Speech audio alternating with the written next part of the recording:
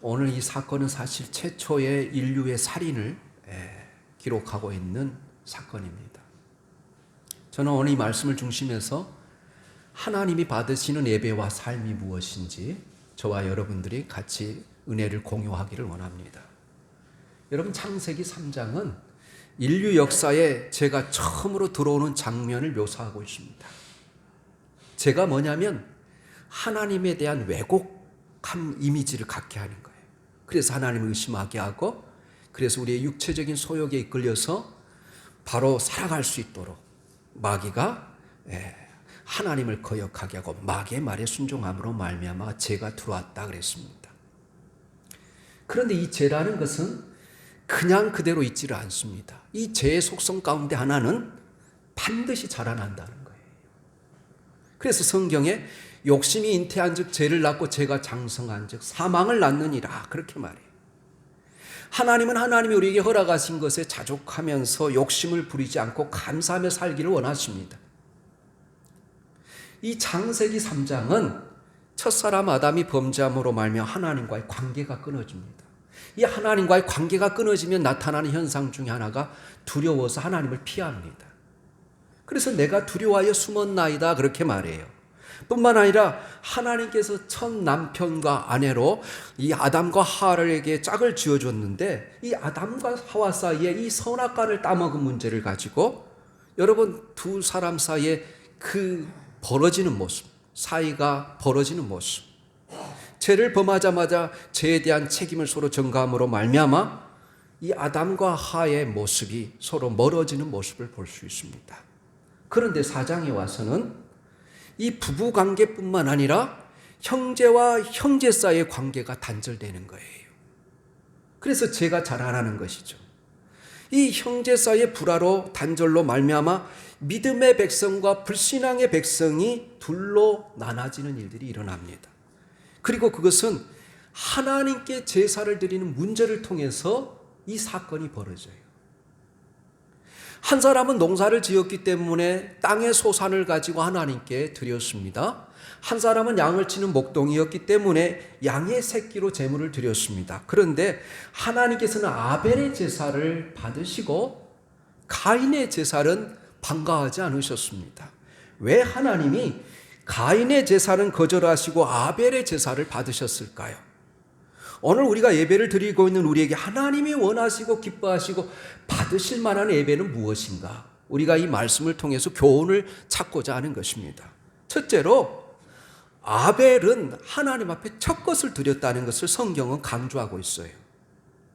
오늘 여러분 3절 5절에 이 3절 4절 5절을 중심으로 우리가 계속 생각할 텐데, 아벨은 마음과 정성을 다해 하나님께 드렸던 반면에 가인은 그저 형식적으로 제사를 드린 까닭이었습니다.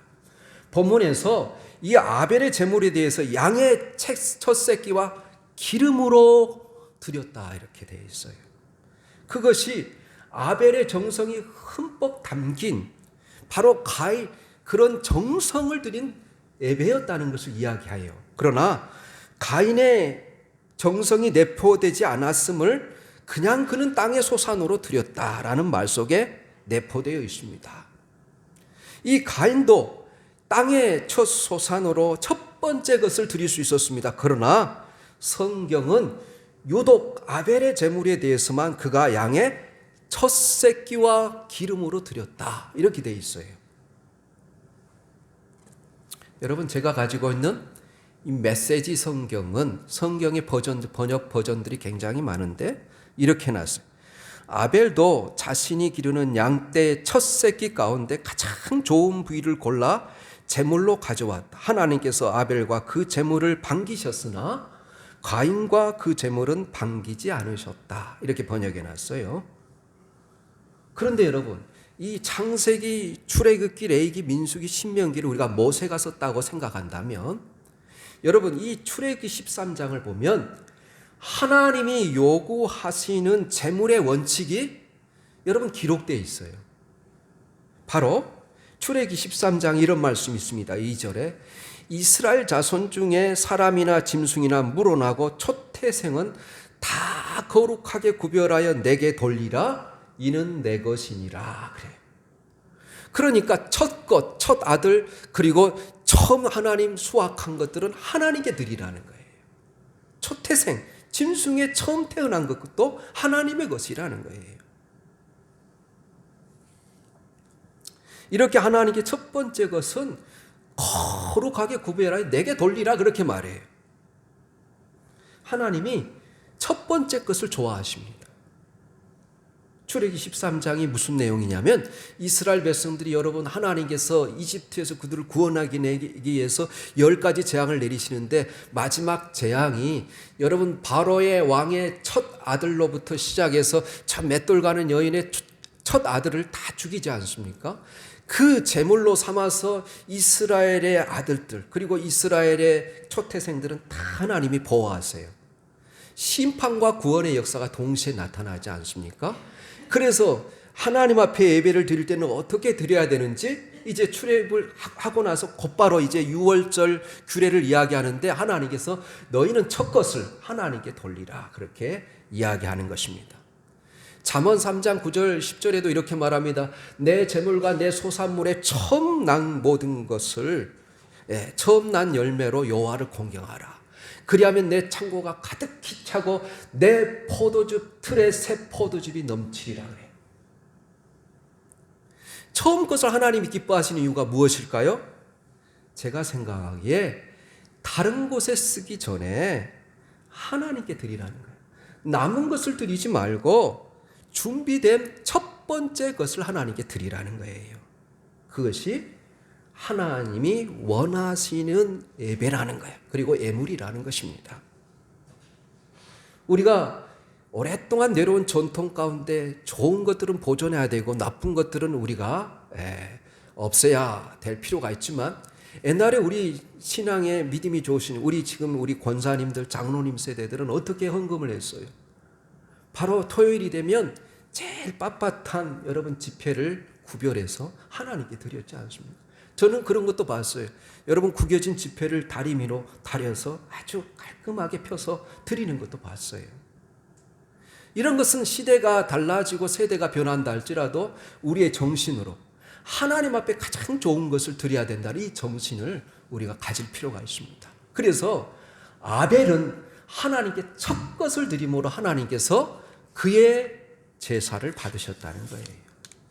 둘째로 하나님이 아벨의 제사를 받으셨던 무엇보다 여러분 중요한 이유 중에 하나는 아벨이 자기 자신을 드렸다는 거예요. 오늘 4절 하반절에 보면 여호와께서 아벨과 그 제물은 받으셨으나 이 제물을 언급하기 위해서 먼저 뭐라고 말합니까? 하나님이 먼저 아벨을 받으셨다는 거예요. 또 5절에 보면 가인의 제물만 받지 않으신 것이 아니라 가인과 그 제물을 연락하지 않았다. 그렇게 말해요. 그렇습니다. 아벨의 제사는 하나님 중심으로 하나님을 생각하는 그 중심이 있었기 때문에 하나님께서 아벨의 제사를 연락하셨고 가인의 제사는 자기를 생각하는 인간 중심의 제사였기 때문에 하나님께 외면당하는 것이었습니다. 하나님은요, 제물이 아니라 그것을 드리는 자의 마음을 하나님께서 받으신다는 거예요. 생각해 보십시오. 이 만물의 창조자이신 하나님, 하늘의 것도 땅의 것도 물속에 있는 모든 것도 하나님의 것이라고 말씀하신 그 하나님이 형식적으로 드리는 제사를 받으시겠습니까? 하나님은 이방신과 같이 인간이 제물 바치는 이 제물에 눈이 어두워진 거짓된 신이 아니라는 거예요. 하나님은 인간의 중심과 마음을 보시고 살피시는 하나님이라는 거예요. 사람들은 외모를 가지고 사람을 평가하지만 하나님은 사무엘상 16장 7절에 하나님은 중심을 보시느니라 그렇게 말씀하세요. 그래서 7절에 보면 이렇게 말합니다. 내가 선을 행하면 어찌 낯을 들지 못하겠느냐? 선을 행하지 아니하면 죄가 문에 엎드려 있느니라. 죄가 너를 원하나 너는 죄를 다스릴지니라. 그렇게 말합니다. 여기서 우리가 생각해 볼 말씀이 뭐냐면 이 재물에 피의 유무가 있는 것이 아니라 너는 선을 행치 않고 살고 있다. 그의 삶의 잘못된 부분을 하나님이 꾸짖고 있는 모습을 볼 수 있습니다. 이렇게 아벨은 무엇보다도 제물만 드린 것이 아니라 자기 삶을 제물과 더불어서 하나님 앞에 드렸다고 생각합니다. 그것이 하나님을 기쁘게 했어요. 여기서 선을 행한다, 이 말을 여러분 영어 성경에는 what is right, if you do what is right, 네가 만약 옳은 것을 행하였다면 will you not be accepted, 어찌 너를 하나님께서 받으시지 않았겠느냐, 이런 말이에요.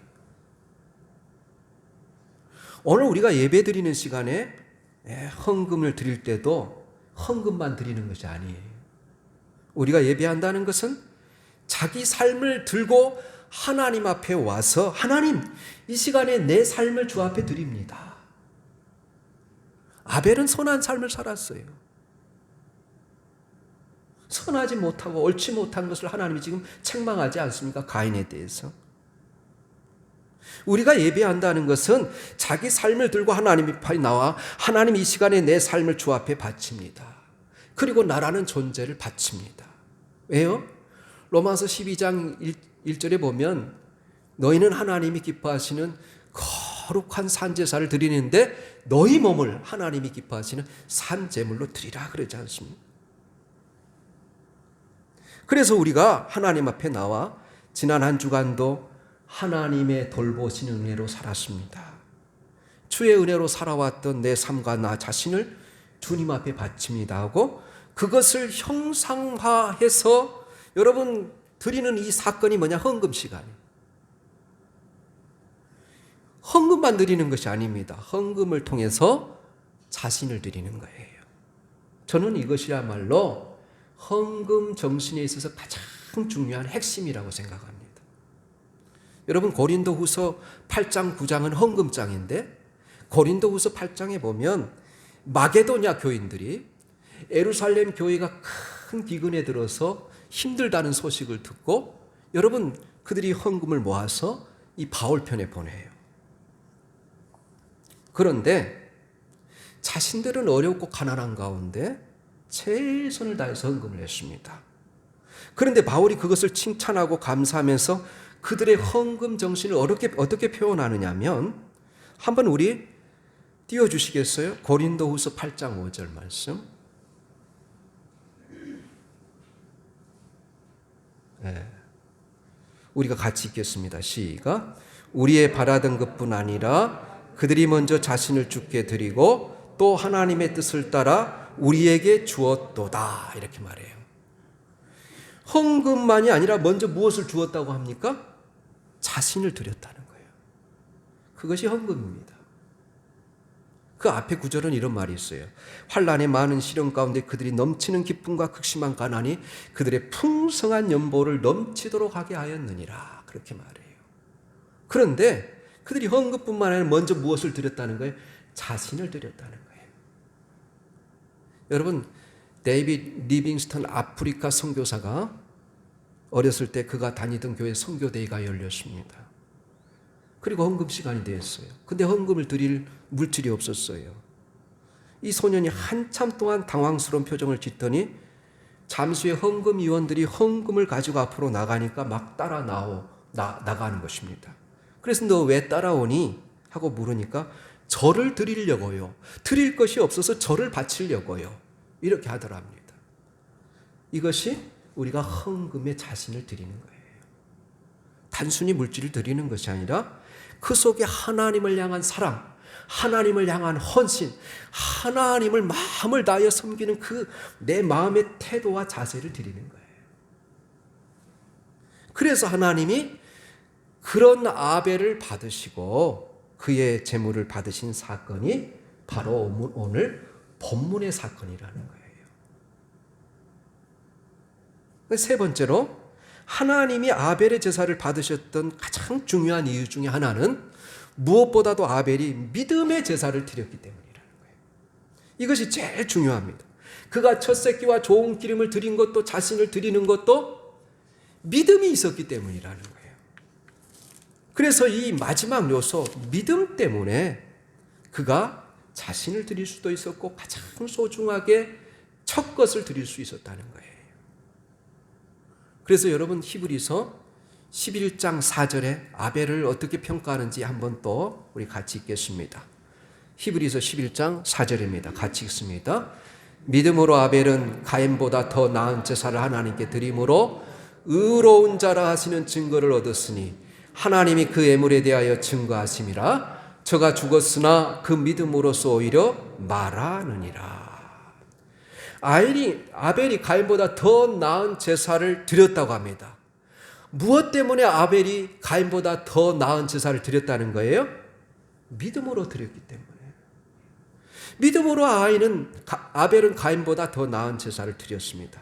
그가 하나님을 믿었기 때문에, 하나님을 기쁘시게 하고자 하는 그 마음이 있었기 때문에, 하나님을 신뢰하였기 때문에, 하나님이 살아 계신다는 걸 믿었기 때문에, 그래서 어려움 가운데도 가장 좋은 것으로, 그리고 첫째 것으로 하나님께 드리기를 기뻐했다는 거예요. 그 다음에 여러분 히브리서 11장 6절에는 무슨 말씀이 있습니까? 요거 11장 4절이죠. 11장 5절은 에녹이 믿음으로 하나님과 동행했다는 말이고 11장 6절에 믿음을 이렇게 말합니다. 믿음이 없이는 하나님을 기쁘시게 하지 못하나니 하나님께 나아간 자는 반드시 하나님이 살아계신 것과 그를 찾는 자에게 상 주시님을 믿어야 할지니라 그래요. 이게 믿음이에요. 여러분, 이스라엘 백성들이 이집트에서 구원받은 사건을 이야기하면서 믿지 않는 자들이 하나님 앞에 심판을 받았다. 그러나 믿는 자들은 다 여러분 불 가운데서, 홍해 가운데서, 이 광야 가운데서 하나님께서 구원해 주셨다는 것입니다. 이 유다서 11절을 보면, 여러분 유다서가 신약 성경에 있는 건 아시죠? 유다서는 한 장으로 돼 있어요. 바로 요한계시록 바로 앞에 유다서가 있습니다. 유다서의 11절에 보면 화 있을진저 이 사람들이여 가인의 길에 행하였으며 싹을 위하여 발람의 어그러진 길로 몰려갔으며 고라의 패역을 쫓아 멸망을 받았도다. 이렇게 말해요. 이 믿지 않는 불신앙의 길을 걸어갔던 사람을 대표적으로 누구를 이야기하냐면 가인을 이야기해요. 이 불신앙의 길을 걸어가는 사람을 누구의 길을 걸어가는 사람이라? 가인의 길을 걷는 사람이다. 그렇게 이야기해요. 이와는 대조적으로 아벨은 하나님에 대한 신뢰를 가지고 하나님을 믿고 하나님을 기쁘시게 하고자 그가 첫 번째 것을 최선을 다하여 믿음으로 드렸다는 것입니다. 그래서 비록 아벨이 가인에 의해서 살인을 당하지만 하나님은 이 아벨의 후손을 통해서 메시아를 보내시고 인류를 구원하시고자 하시는 계획을 세우십니다. 8절은 그래서 이제 가인이 아벨을 죽였다는 거예요. 제가 다 읽지는 않았지만 오늘 15절까지 여러분 살펴보고자 합니다. 그럼에도 불구하고 여러분 가인이 아벨을 죽였어요. 그럼에도 불구하고 하나님이 가인을 그 자리에서 심판하지 아니하시고 버리시지 아니하시고 찾아오십니다. 왜 찾아왔을까요? 그에게 죄에서 돌이킬 수 있는 기회를 주시고자 찾아오셨습니다.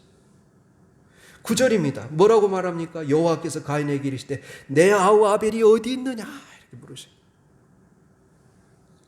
그때 아벨이 내가 내 아우를 지키는 사람입니까? 자기 동생을 돌로 쳐 죽이고도 이렇게 양심이 마비된 사람처럼 아무런 상관이 없는 것처럼 하나님 앞에 내가 내 아우를 지키는 사람입니까? 그렇게 대답합니다. 그러나 하나님이 포기하지 않고 계속해서 가인을 신문하십니다. 내가 무엇을 하였느냐? 내 아우의 핏소리가 땅에서 들리느니라. 내게 호소하고 있느니라. 왜 그렇게 계속해서 묻습니까?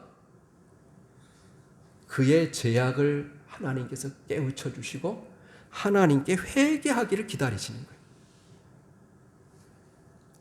우리가 여러분 창세기 3장 1절에서 6절까지 보고 7절부터 보지 않았는데 이 7절 이하의 내용하고 오늘 이 4장 이하의 내용이 똑같아요.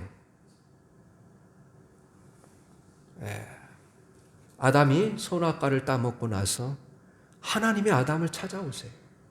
계속해서 찾아오셔서 질문을 던집니다. 아담아, 내가 어디 있느냐? 이 하나님의 음성을 듣고 벌거벗어서 두려워하여 내가 숨었나이다 이렇게 말합니다. 그때 하나님께서 계속해서 누가 너의 벗었음을 말하였느냐? 내가 내게 먹지 말라 하는 그 나무 열매를 네가 따먹었느냐? 내가 어찌하여 이렇게 하였느냐? 계속해서 물으세요. 왜 물으셔요? 아담이 자기 죄를 깨닫고 회개하기를 원하셨어요. 내가 어디 있느냐? 하나님이 어디 있는지 몰라서 불렀을까요? 하나님은 범죄한 아담에게 그가 지금 어떠한 상태에 처해 있는가를 물음으로써 그로 하여금 자기 모습을 반성하고 죄를 깨닫고 회개하도록 하기 위해서 아담을 찾아오시는 거예요. 따라서 이 아담과 가인을 향한 하나님의 부르심은 이 죄인을 향한 하나님의 사랑에서 나온 발로였습니다. 내가 어디 있느냐? 내가 지금 무엇을 하고 있느냐? 하나님이 이 가인을 향한 부르심, 아담을 향한 이 부르심, 가인을 찾아오셔서 내 아와 아벨이 어디 있느냐 부르심은 이 시대와 장소를 초월하여서 항상 하나님을 떠난 자들을 향해서 외치시는 이 하나님의 사랑의 음성입니다. 내가 어디 있느냐? 그러므로 우리는 이 하나님의 음성에 귀를 기울여야겠습니다. 그래서 우리의 잘못을 깨닫고 회개함으로 하나님과 멀어지고 소원해졌던 우리의 허물과 죄악을 깨닫고 회개함으로 하나님께 돌이켜야겠습니다. 이 아담과 하와처럼 자기 허물을 다른 사람의 탓으로 돌리지 말고 항상 자기 잘못을 시인하며 모든 것을 보시고 모든 것을 아시는 하나님 앞에 자신의 죄를 하나님은 고백하며 회개하기를 기다리시고 계시는 거예요. 우리가 우리 죄를 고백하고 기다리신 하나님은 우리를 용서하시고 다시 우리에게 은혜를 베푸시고자 하시는 하나님의 열심이고 하나님의 포기하지 않는 사랑이에요. 생각해 보십시오. 회개할 기회도 주지 아니하시고 바로 그를 심판하신다면 그의 생명을 거두고 가시는 그런 하나님이 아니시라는 거예요. 물론 하나님이 계속해서 부르시고 신문하시고 찾으시는데도 불구하고 회개하지 않는 그들을 에덴에서 추방하시지만 그럼에도 불구하고 아담에게 무엇을 입혀주세요? 가죽옷을 지어서 입혀주세요. 은혜를 베푸십니다. 뿐만 아니라 오늘 가인이 하나님이 누군가를 만나 죽이지 않을까에 대한 이 두려움에서 그를 보호하시는 표시를 주세요. 그게 14절 15절이에요. 우리 한번 읽어보시고 말씀을 결론을 맺겠습니다.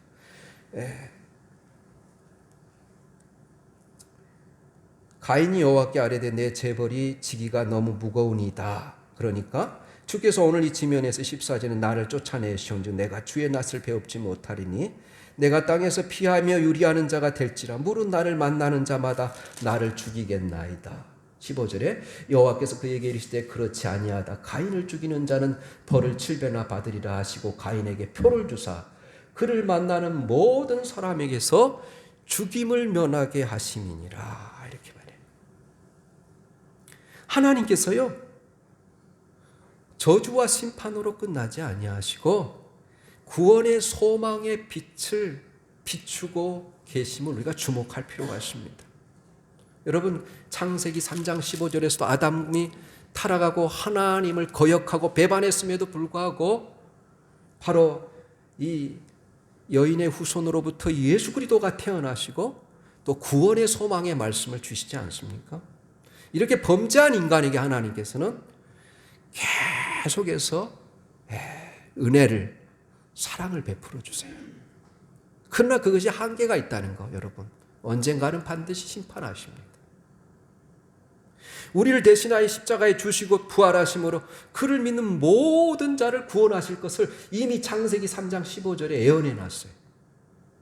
이 저주와 심판으로 끝내지 아니하시고 구원의 소망을 주십니다. 얼마나 하나님이 여러분 사랑이 풍성하고 놀랍지 않습니까? 그래서 출애굽기 34장에 보면 여호와 하나님을 이렇게 선포해요. 여호와께서 그의 입으로 그의 앞으로 지나시며 선포하시되 여호와라 여호와라 자비롭고 은혜롭고 노하기를 더디하시며 인자와 진실이 많은 하나님이라. 이 말씀은 모세가요, 이스라엘 백성들이 다 십계명을 받으러 간 산에 금송아지 우상을 만들, 하나님께서 다 진노하셔 죽이려고 하는데, 모세가 하나님, 내 이름을 당신의 생명책에서 제하는 한이 있다 할지라도 하나님의 백성을 용서해 주세요.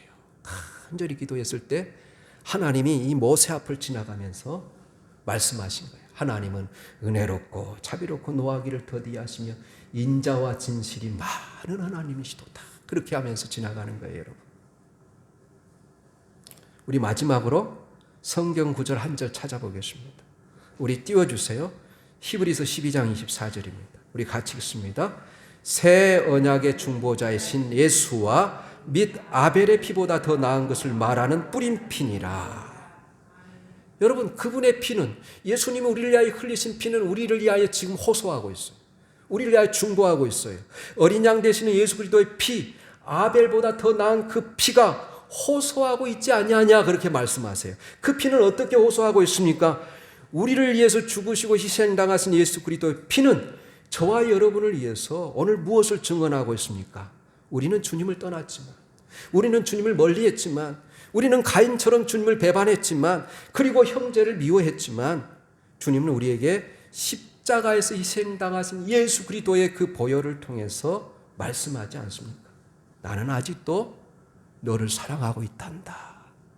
주께로 돌아와야 한다. 나는 너를 향한 이 포기할 수 없는 나의 사랑이 여기 있단다. 그러면서 부르시는 음성이에요. 우리가 이 사랑을 발견하고 주님의 부르심에 응답하여 자신을 주 앞에 드린다면, 주님은 여러분과 저를 기쁘게 받으시고 주 앞에 연락되는 아름다운 제물이 될 수 있다는 거예요. 오늘 태초의 언덕에서 우리는 주께서 받으시는 예배가 무엇인지, 주께서 받으실 수 있는 그 인생이 무엇인지를 교훈을 받습니다. 지금 하나님이 말씀하세요. 내가 너를 사랑한단다.